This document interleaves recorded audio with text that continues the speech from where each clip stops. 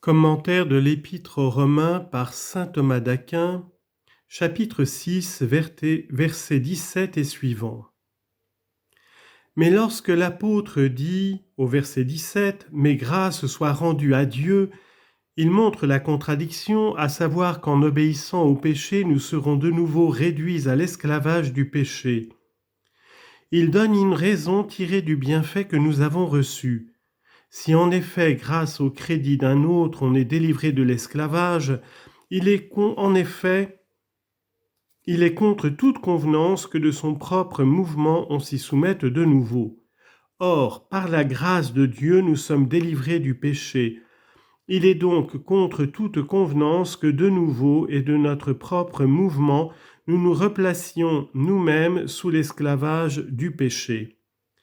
Il donne une autre raison tirée de la condition dans laquelle nous sommes entrés après avoir été délivrés du péché, à savoir que nous sommes devenus les esclaves de la justice. Il n'est pas permis en effet aux serviteurs d'un maître de se mettre sous la dépendance d'un maître étranger. Il ne nous est donc pas permis, depuis que nous sommes devenus les esclaves de la justice, de retourner de nouveau à la servitude du péché. L'apôtre touche en même temps l'une et l'autre raison en disant au verset 17 « Mais grâce soit rendue à Dieu, et vous devez aussi le louer vous-même, de ce qu'ayant été esclaves du péché, parce que, confère Jean 8, 34, celui qui commet le péché est esclave du péché. Vous avez obéi, à savoir, confère Romains 1, 5, pour faire obéir à la foi toutes les nations. Et cela non par la force, mais du fond du cœur. Confère Romains 10, 10, car il faut croire de cœur pour obtenir la justice.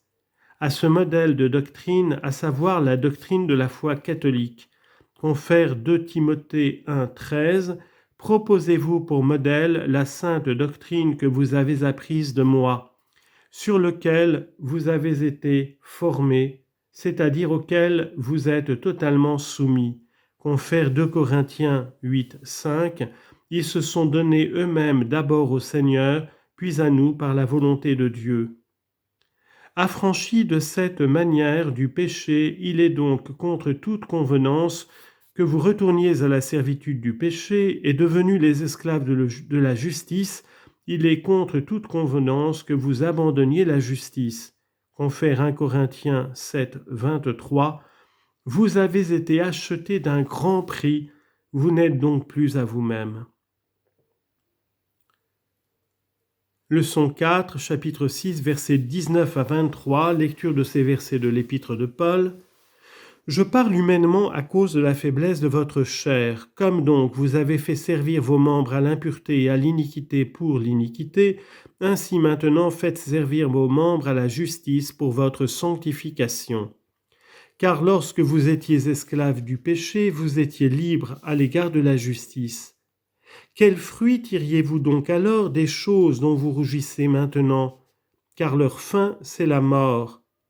Mais maintenant, affranchis du péché et devenus esclaves de Dieu, vous en avez pour fruit la sanctification et pour fin la vie éternelle. Car la solde du péché, c'est la mort, mais la grâce de Dieu est la vie éternelle dans le Christ Jésus notre Seigneur. » Commentaire de saint Thomas. Après avoir prouvé par une raison déduite du bienfait de Dieu que nous ne devons pas demeurer dans le péché, mais qu'il faut servir Dieu, l'apôtre établit le même devoir sur une autre raison tirée de l'habitude de notre vie passée. Il fait remarquer la nature de l'enseignement dont il va se servir, puis il exprime à ces mots « comme donc vous avez fait servir ». Troisièmement, il en donne la raison à ces autres au verset 20, lorsque vous étiez esclaves. Premièrement, il dit donc, je vous ai averti de vous offrir à Dieu. Je vous dis de plus quelque chose d'humain, c'est-à-dire en rapport avec la nature humaine. Quelquefois, en effet, le mot homme est employé dans l'Écriture pour exprimer la condition de la faiblesse humaine. Confère Sagesse 9.5, « Je suis un homme infirme et de peu de jours, trop faible pour comprendre vos jugements et vos lois. » Confère 1 Corinthiens 3, 3, « Puisqu'il y a parmi vous des jalousies, des contentions, n'est-il pas visible que vous êtes charnels et que vous vous conduisez selon l'homme ? Et l'apôtre donne aussitôt la raison qui le fait parler de cette sorte, au verset 19, à cause de la faiblesse. Car c'est au parfait qu'on enseigne les préceptes plus parfaits. Confère 1 Corinthiens 2, 6, nous prêchons la sagesse au parfait. Et confère Hébreux 5, 14, la nourriture solide est pour les parfaits. Il faut donner aux infirmes des préceptes plus faciles. Confère 1 Corinthiens 3, 2, comme à des enfants en Jésus-Christ, je ne vous ai nourri que de lait et non pas de viande solide. Confère Hébreux 5, 12, vous êtes devenus tels qu'il ne vous faut donner que du lait. Or cette infirmité vient non de l'esprit mais de la chair, parce que le corps qui se corrompt appesantit l'âme, comme il est dit au livre de la sagesse 9, 15. Voilà pourquoi l'apôtre ajoute au verset 19 de votre chair, confère Matthieu 26, 41, l'esprit est ardent mais la chair est faible. Lorsque saint Paul dit au verset 19, comme donc vous avez fait servir, il donne cet enseignement en rapport avec la nature humaine. Nous devons employer le corps à servir à la justice comme nous l'avons donné pour servir au péché. Voilà pourquoi il dit au verset 19, « Comme donc vous avez fait servir vos membres, à savoir par l'accomplissement des œuvres mauvaises, à l'impureté et à l'injustice conçues dans le cœur, en sorte que l'impureté se rapporte au péché de la chair, confère Éphésiens 5, 3, qu'on entende parler parmi vous, ni de fornication, ni de quelque impureté que ce soit. Et l'iniquité au péché spirituel, surtout à ceux d'entre eux qui blessent le prochain.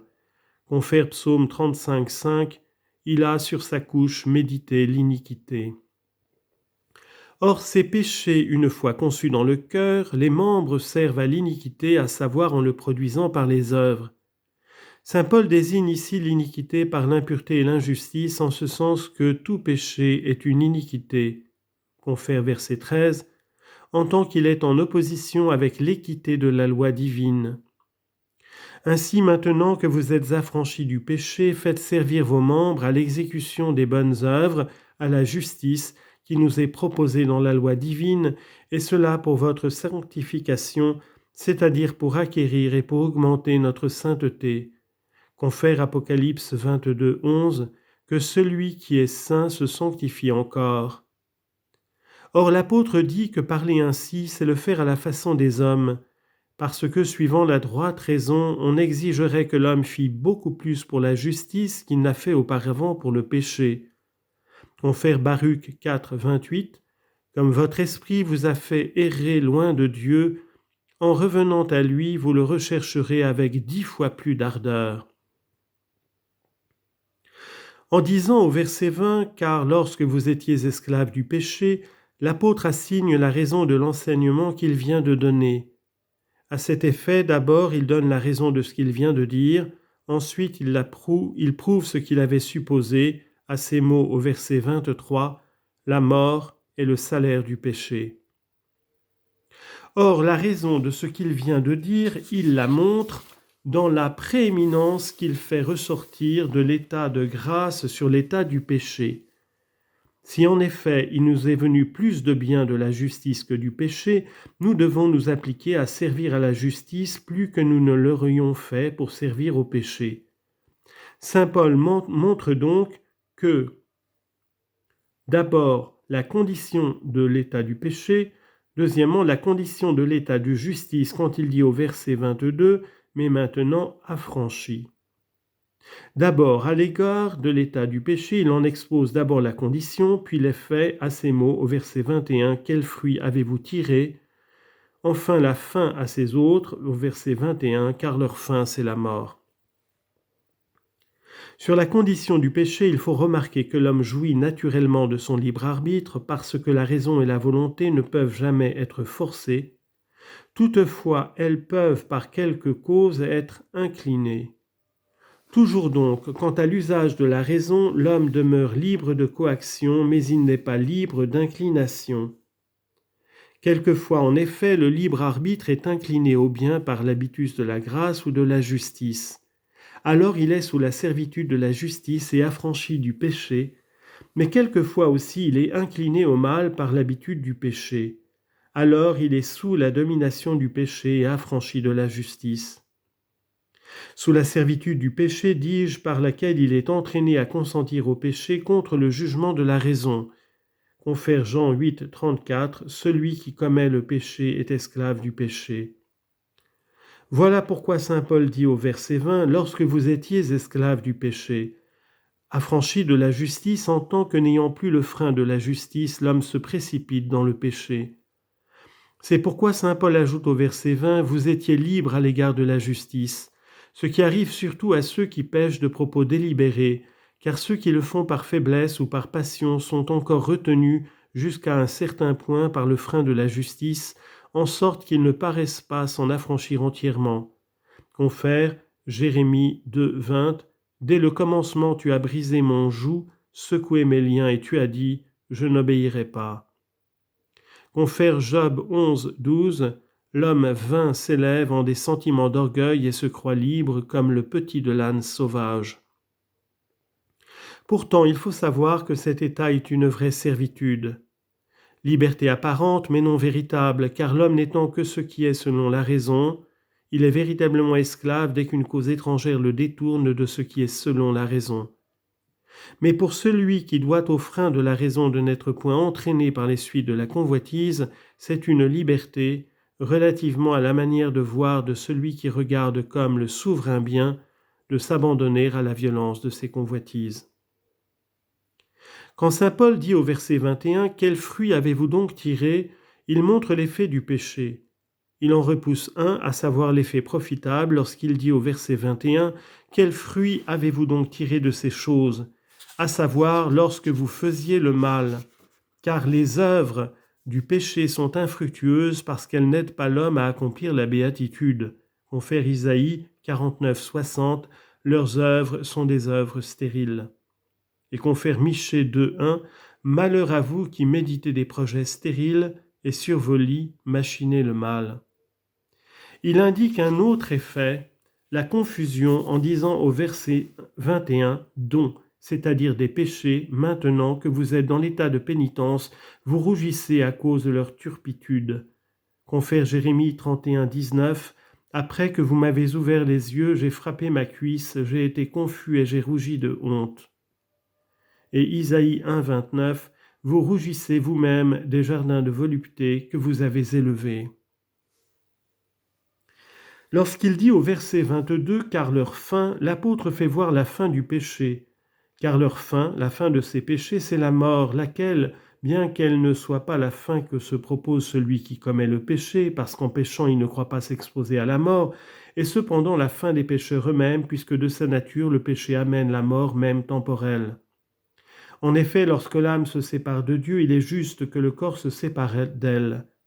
Les péchés donnent aussi la mort éternelle, car il est juste que celui qui veut être séparé de Dieu pour un temps, afin de satisfaire la convoitise, en soit séparé pour l'éternité, ce qui est la mort éternelle. Confère Romains 1, 32, ceux qui agissent ainsi méritent la mort.